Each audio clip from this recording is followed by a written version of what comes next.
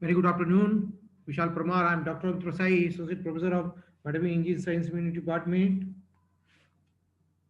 After 5 minutes, I will start the today's session. Sham Singh Sagar, 15, 44,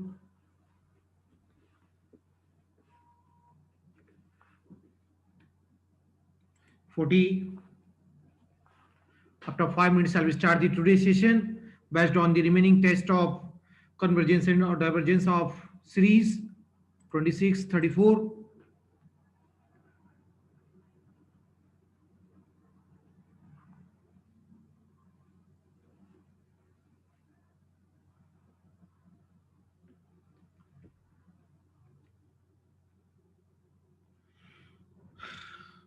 Parihar. Tilok Jado.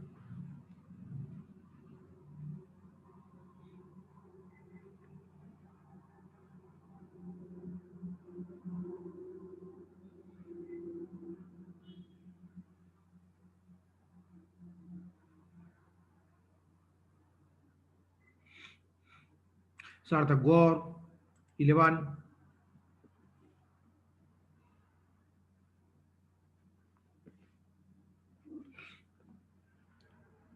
Roll number 5.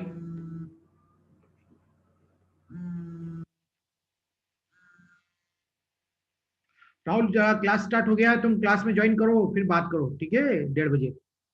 हाँ। हाँ। अभी मैं class में हूँ बेटा, मैं क्लास में नहीं बात कर सकता बेटा। लेक्चर चल रहा हो गया तुम्हारा क्लास का, ठीक है ना? क्लास ज्वाइन करो।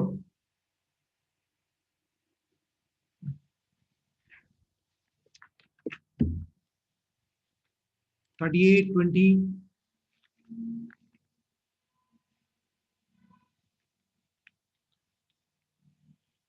रामाडिया 27।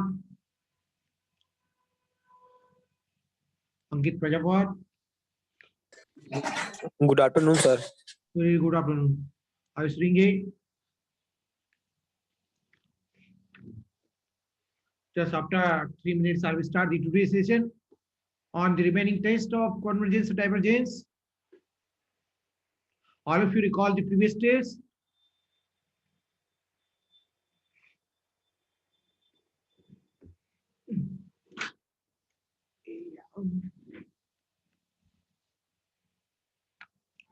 Saurabh Rai.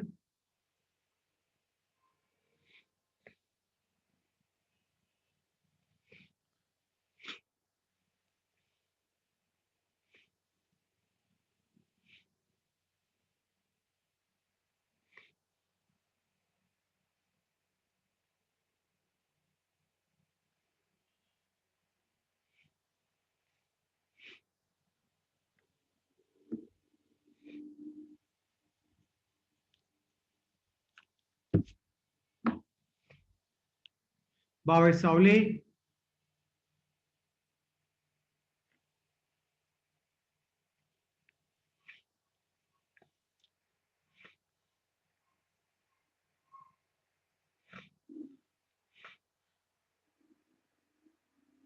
Nilesh Lachita, 19. Abhishek Macha. Time से पहले आ जाए करो।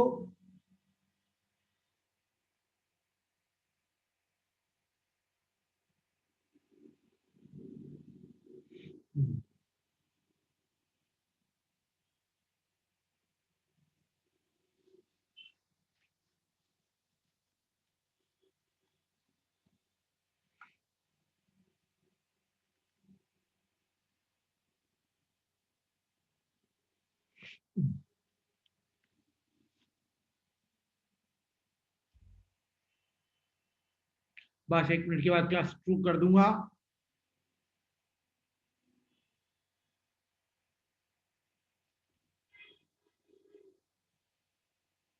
शिव शुक्ला।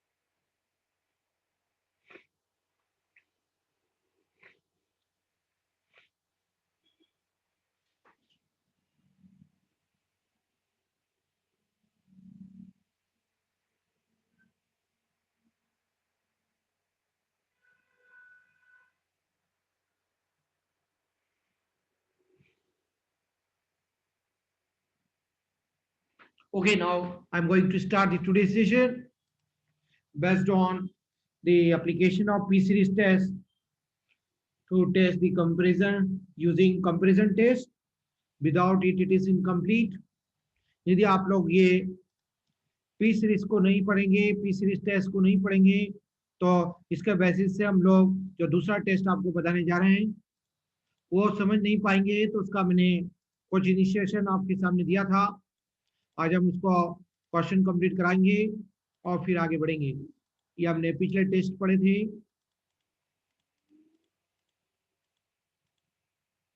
एक बार फिर से पी सीरीज टेस्ट को रिकॉल कर रहा हूं पिछले क्लास को। इस तरह की जब भी आपको कोई सीरीज दिखेगी इस सिंबल में या डिटेल फॉर्म में होगी तो उसका शॉर्ट फॉर्म में इस तरह से समेशन में लिखेंगे। जब टर्म्स को अपन समेशन में लिखते हैं और उसमें n जो है कोई वेरिएबल है उसकी पावर में यदि कोई नंबर्स आता है, रियल नंबर्स आता है, यदि इसकी वैल्यू 1 से बड़ी होती है तो सीरीज कन्वर्जेंट होती है।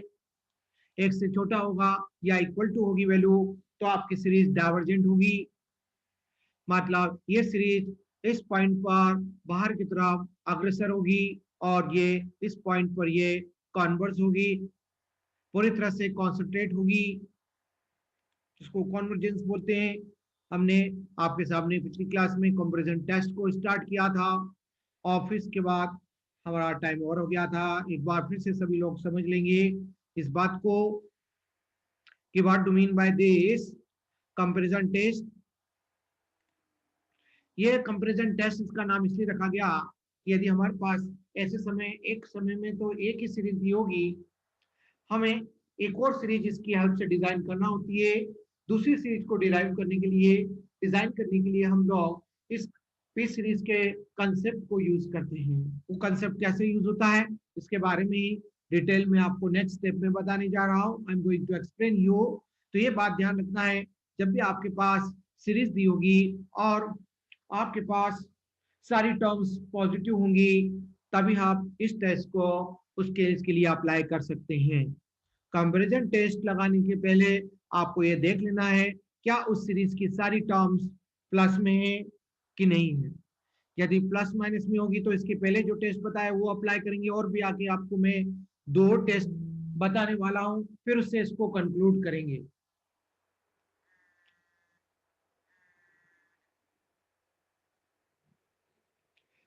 अभी मेरा क्लास चल रहा है बेटा, कोई भी स्कॉलरशिप से डाउट है तो क्लास के बाद बात करो, ठीक है।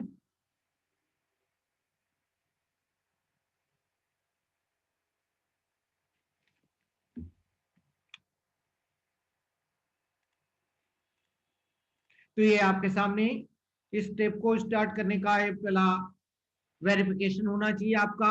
फिर इसके बाद आप क्या करेंगे, ये जो दूसरी सीरीज हम वीएन जिसको हमने वीएन से डिनोट किया है, इसको जब आप डिजाइन करेंगे तो इन दोनों के बीच का एनी टर्म जो दी हुई सीरीज है उसका और ये नई सीरीज डिजाइन की है पी सीरीज की हेल्प से जो पी सीरीज के फॉर्म में होती है, ये जो वीएन है ये पी सीरीज के फॉर्म में होती है। तो इसका दोनों का इन टर्म्स का रेशियो निकालते हैं।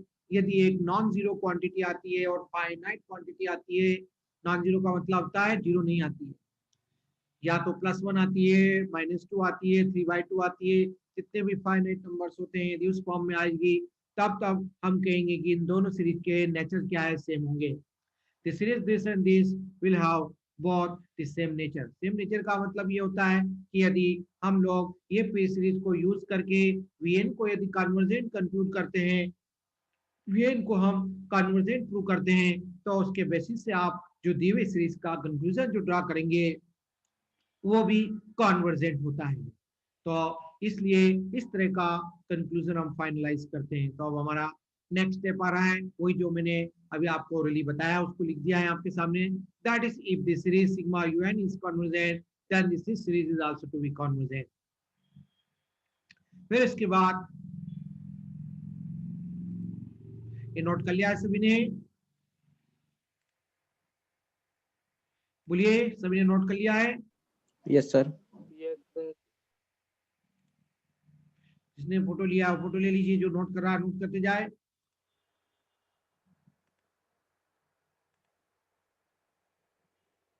यदि आपकी एक सीरीज डाइवर्जेंट है तो दूसरी भी डाइवर्जेंट होती है। अब हमारे को बेसिकली क्या हो, प्रोसीजर ये होगा कि हमें एक दी हुई सीरीज यूएन की हेल्प से एक नई सीरीज पी सीरीज के फॉर्म में डिजाइन करना होती है। उसका ये फॉर्मूला आपको मैंने बता दिया है। Formula for finding v n is v n मतलब दूसरी सीरीज है, इसके लिए जनरल टर्म को अपन वीएन से डिनोट कर रहे हैं। इसका फॉर्मूला है 1/n की पावर में p माइनस क्यू।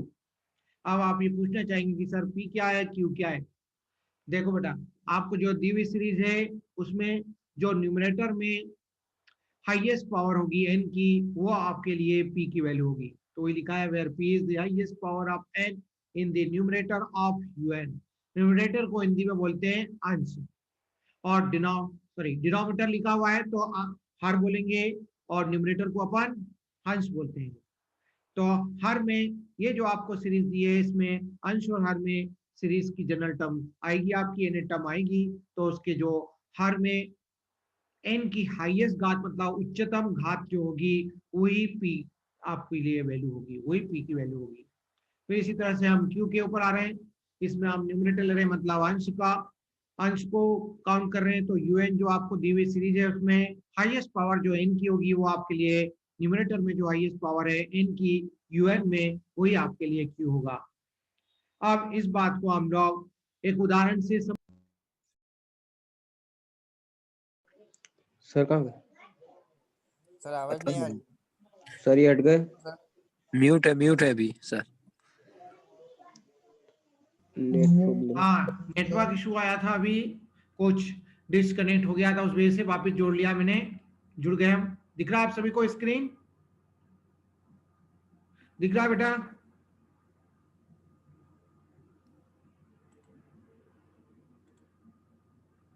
हाँ, सबको दिख रहा है बेटा? बोलिए, दिख रहा है? विजिबल है स्क्रीन? अब विजिबल है? अब सब कनेक्ट हो गए हम लोग? ठीक है बेटा, अब हम इस क्वेश्चन को सॉल्व करने जा रहे हैं। देख लीजिए, सबसे पहले एनालिसिस करना है।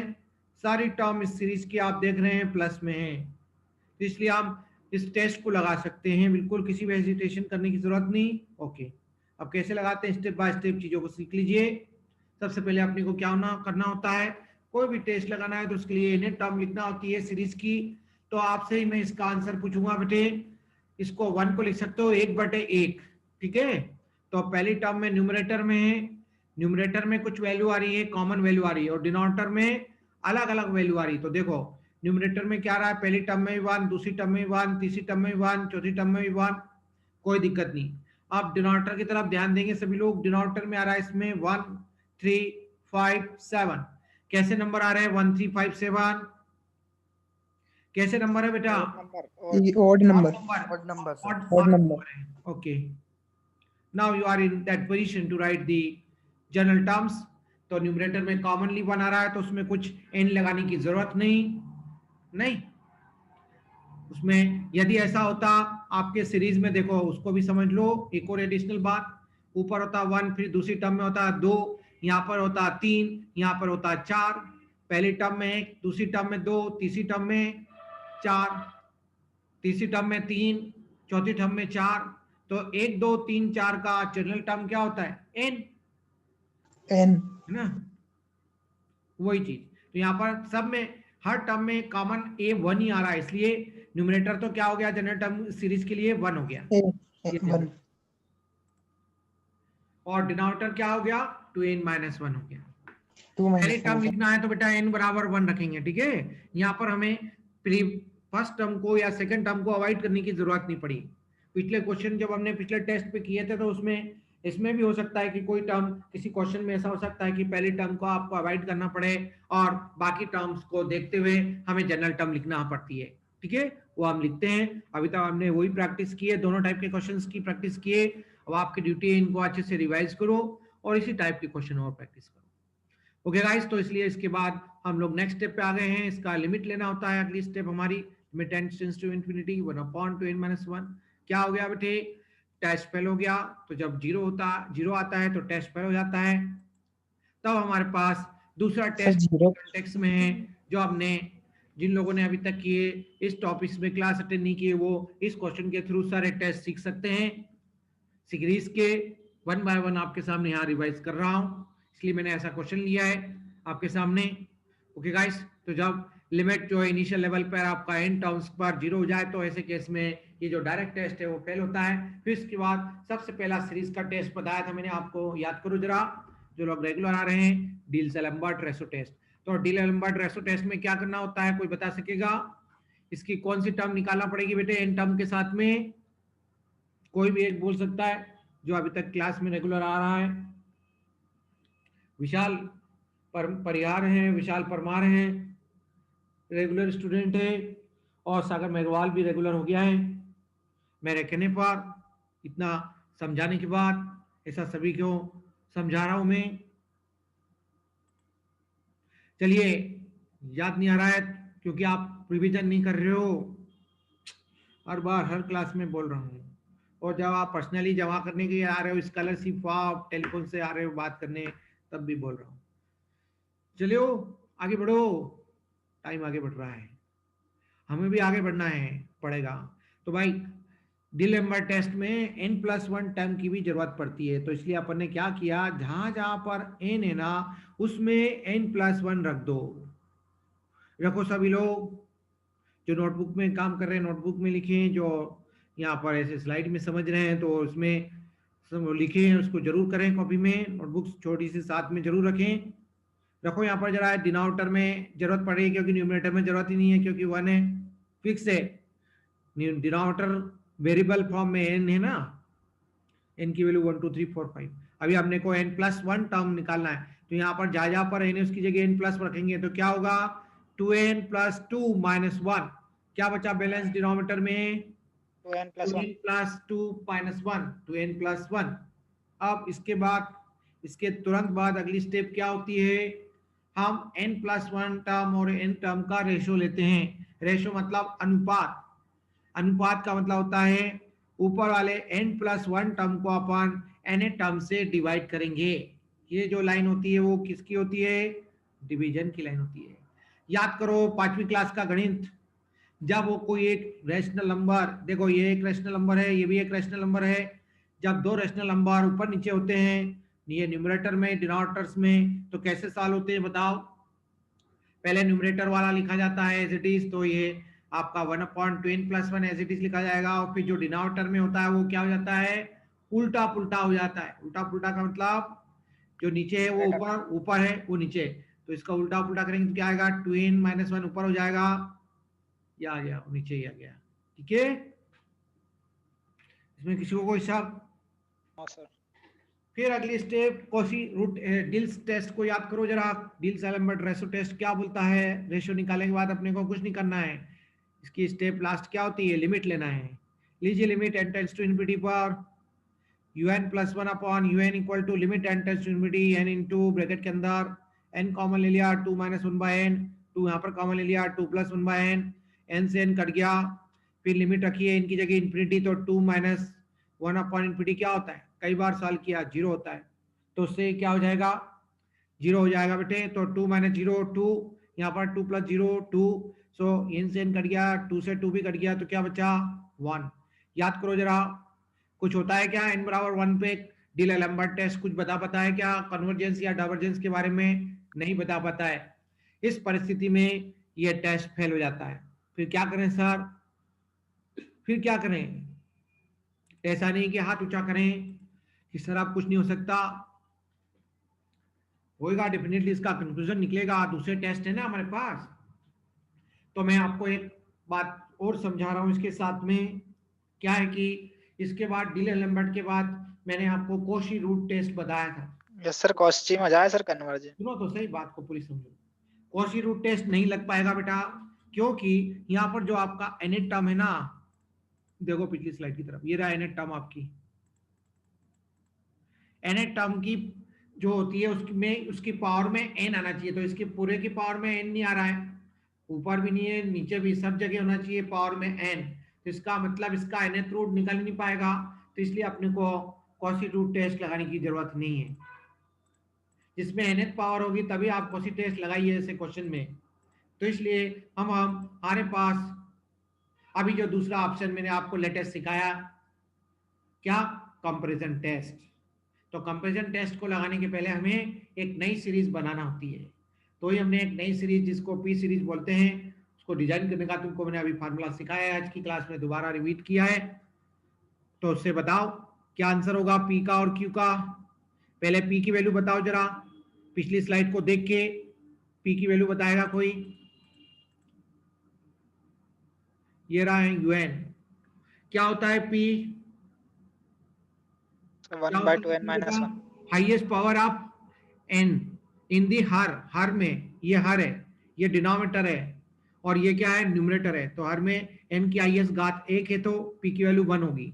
और फिर q क्या होता है? q क्या होता है? अंश में n की हाईएस्ट घात, अब यहाँ पर n है ही नहीं तो आप 1 को तो लिख सकता है ना, n की घात 0, मतलब क्या घात है, 0, तो q की वैल्यू 0। ये देखो ये हो गया, रख दो, ये आ गया आपका, और फिर इसको समेशन में लिख दो, इस सिंबल में लिख दो, तो आपको ये देखेगा कि ये एक पी सीरीज बन गई। ऑब्वियसली इस तरह से पी सीरीज का निर्माण किया अपन ने। अब इसका कन्वर्जेंस डाइवर्जेंस कब टेस्ट होता है बताओ? जब n की पावर में जो क्वांटिटी आती है वो 1 से छोटी होती है, तो क्या होती है, 1 से छोटा होगा तो कन्वर्जेंट। अभी बताया मैंने आज की क्लास में आपको, फिर से देखो जरा पी सीरीज की तरफ।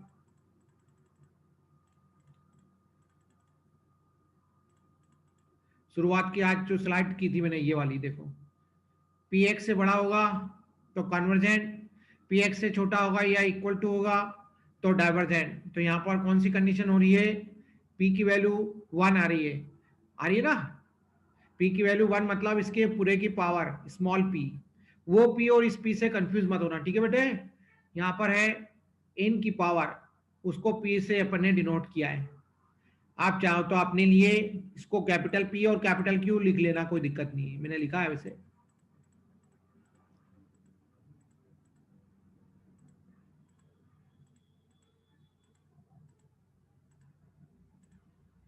ये देखो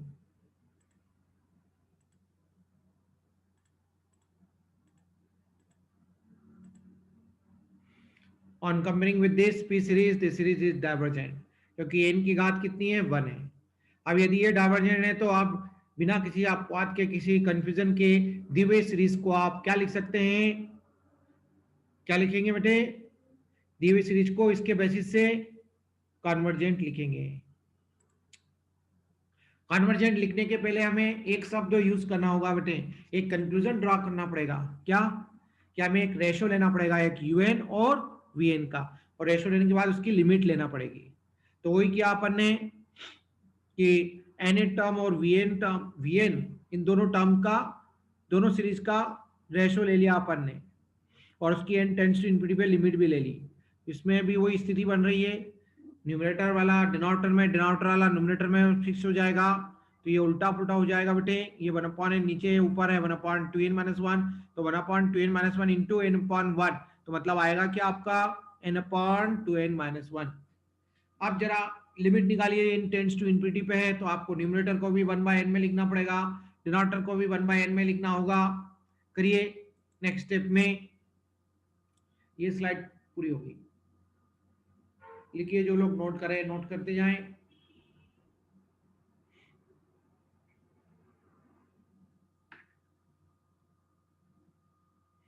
बिल्कुल इसी तरह से करते जाना है, बढ़ते जाओगे आप अपने आप। वो पहले मैंने आपके सामने कॉमन लेके भी बता दिया, सॉरी।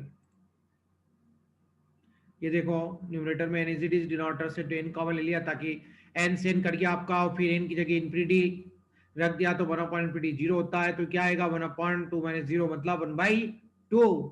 कैसी क्वांटिटी है, 0 के बराबर नहीं है, इसलिए मतलब नॉन जीरो और एक फाइनाइट, 1/2 एक फाइनाइट नंबर होता है, फिक्स नंबर है, एक डेफिनेट क्वांटिटी है, ठीक है, काउंटेबल क्वांटिटी है, इसलिए इसको फाइनाइट बोल रहे हैं। तो इसलिए आप लोग क्या कंक्लूजन ड्रा करेंगे, अब जाके फाइनल कंक्लूजन ड्रा करेंगे कि दोनों सीरीज का नेचर सेम होगा, दोनों सीरीज का नेचर सेम होगा। चूंकि हमारे सीरीज Vn का डाइवर्जेंट है, इसलिए दी हुई सीरीज भी डाइवर्जेंट होगी, डेफिनेटली डाइवर्जेंट है। इस तरह से आप लोग इस टेस्ट का यूज करेंगे इस तरह के केसेस में, और फाइनल कंक्लूजन कन्वर्जेंस और डाइवर्जेंस का ड्रॉ करेंगे। किसी को कोई डाउट हो किसी स्टेप में इस क्वेश्चन को समझने में, तो हैंड रेस करके पूछ सकता है, ताकि हम फिर बचे हुए 2 टेस्ट के बारे में और बात कर लें बचे हुए टाइम में। सर बोलिए। सर वो स्टार्टिंग की एक स्टेप में है डाउट सर, वो स्टार्टिंग में। स्टार्टिंग मतलब आज की शुरुआत में? यस सर, आज की।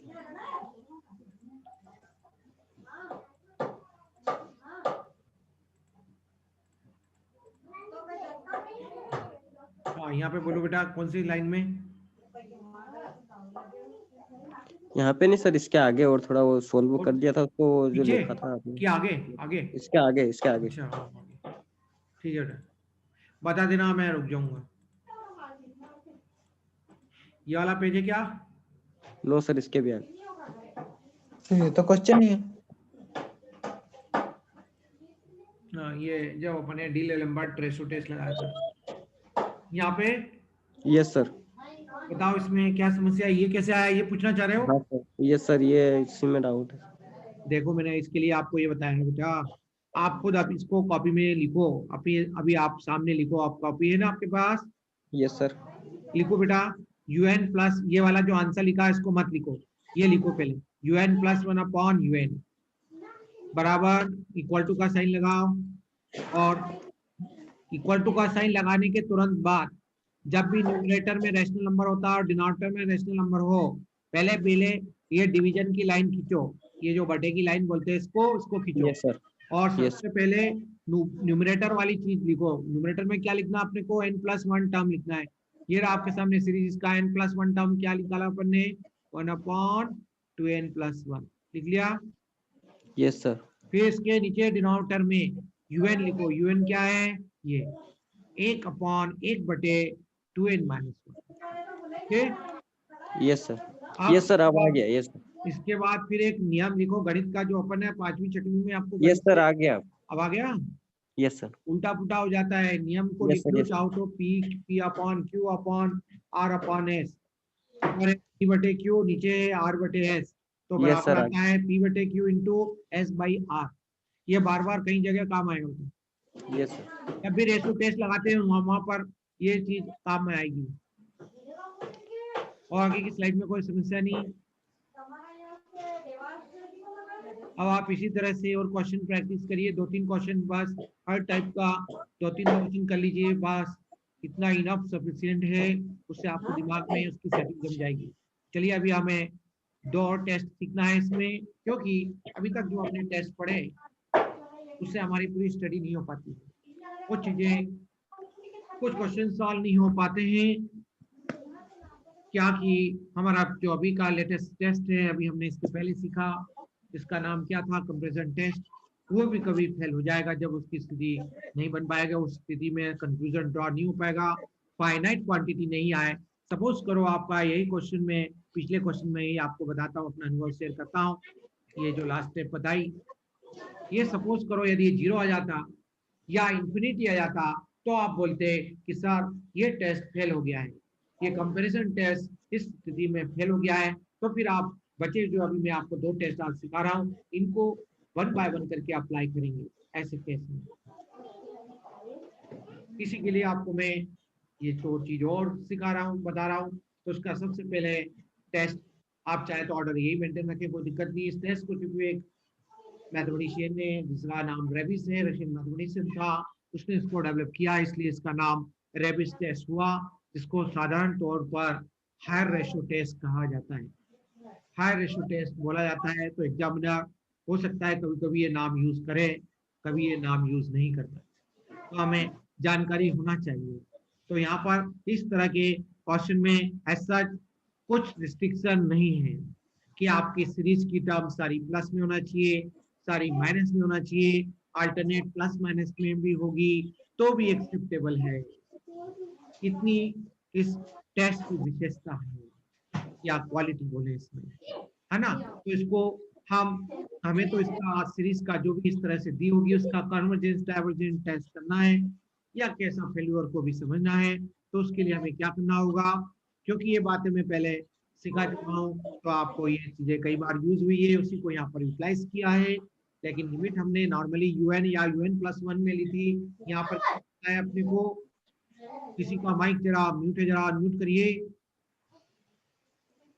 तो यहाँ पर आपको क्या करना है, देखो ये पूरा दिख भी गया है आपको स्लाइड में। UN nth टर्म है सीरीज की, और उसको किससे डिवाइड करना है, n+1 से डिवाइड करना है। एक रिजल्ट क्या आएगा, फिर उसको उसमें से एक घटाना है और फिर इसको n से गुणा करना है। इतना करने के बाद फिर उसकी आखिरी में लिमिट लेना है। लास्ट में उसकी हमें लिमिट लेना है। किस पॉइंट पर लिमिट लेना है बेटे, n टेंड्स टू इंफिनिटी पे लेना है। अभी तक देख लो, आप देखोगे जितने भी टेस्ट देखे हमने वो सब n टेंड्स टू इंफिनिटी रहता है, जारी थी, क्योंकि आपके सामने जो सीरीज दी थी वो एक इनफाइनाइट नंबर ऑफ टर्म्स थी उसमें। ठीक है, जब आपने 12th में क्वेश्चन किए थे तो आपने फाइनाइट वैल्यू के लिए भी लिमिट सॉल्व करना सीखी है, इनफाइनाइट के लिए भी सीखी है। हाँ बोलिए, आप में से कोई कुछ बोल रहा था, क्लियर हुआ? Sir n equal to infinity रहता है इसमें। हाँ बेटे, क्यों होता है इसका रीजन ये है क्योंकि सीरीज आपकी जो रहती है वो इनफाइनाइट नंबर ऑफ टर्म्स होती है ना उसमें, इसलिए ऐसा होता है। यस। आप ये सीरीज कन्वर्जेंट कब होगी, जब इसकी लिमिट कितनी आएगी, एक से बड़ी आएगी। अभी चूंकि फार्मूला बता रहा हूँ इसलिए इसको L से डिनोट किया है ना। जब आप क्वेश्चन करोगे तो यहाँ पर आपको फिगर देखने को मिल जाएगा। जब एक से बड़ी आएगी तो सीरीज कन्वर्जेंट होगी, और जब एक से छोटी आएगी तो वो सीरीज डाइवर्जेंट होगी। जितना क्लास में आपको इस चैप्टर को समझ में आएगा उतना आप बुक को पढ़ के समझ में नहीं आएगा, कंफ्यूज हो गए, डायरेक्ट सीखने में दिक्कत होगी बहुत। ठीक है, तो इसलिए सभी को मैं बोल रहा हूँ कि क्लास अटेंड करो। दिस टेस्ट फेल हो जाता है 1 पे। ओके, कोई बात नहीं, एक और ऑप्शन है अपने पास, फिर इसके बाद option close. Okay, so lower ratio test, logarithmic test को लोअर रेशियो टेस्ट या लॉगरिथमिक टेस्ट बोला जाता है। क्यों बोला गया उसका कारण अभी आपको समझ में आ रहा है थोड़ी सी देर में, क्या कुछ सेकंड में। आप में से कुछ लोगों के दिमाग में रीजनिंग होगी इसके बारे में, आंसर खुद दे सकते हैं।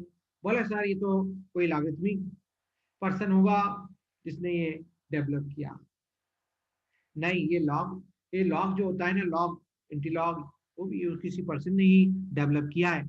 तो कि हम लोग यहाँ पर इसमें लॉगरिथम यूज करते हैं इसलिए इसका नाम लॉगरिथमिक टेस्ट हो गया। इसमें टर्म्स कंडीशन हुई है, बस यहाँ पर इसकी लिमिट निकालने का तरीका बदल गया है। किस फंक्शन की आपको लिमिट निकालना बेटे, जो आपने यहाँ पर रेशो लिया था उसको रेशो का लॉग लेना है। कौन सा लॉग लोगे, स्टैंडर्ड बेस वाला, स्टैंडर्ड बेस वाला। ठीक है, और फिर इसके बाद इसको इन से गुणा करोगे और उसके बाद फिर लिमिट लोगे। यदि एक वैल्यू आती है कोई ना कोई वैल्यू आएगी। ये सीरीज का कंक्लूजन बिल्कुल उसी तरह से है। ग्रेटर देन 1 के केस में कन्वर्जेंट, लेस देन के केस में डाइवर्जेंट, और इक्वल टू के केस में फेल। ठीक है, ऐसा होगा नहीं आपका यहाँ तक आप बात होगी नहीं, उसके पहले आपकी बात खत्म हो जाएगी। जितने हमारी बाउंड्री दे रखी है टेस्ट को, लिमिटेशन दे रखी है एग्जामिनर ने, उससे ही रिलेटेड क्वेश्चन आपसे एग्जामिनर करता है। चलिए अब हम एक क्वेश्चन नहीं 2 क्वेश्चन सीखेंगे इस टॉपिक पर, क्योंकि हमने अभी आपको 2 टेस्ट सिखाए हैं तो दोनों को एक एक करके अप्लाई करके आपके सामने पेश करूंगा।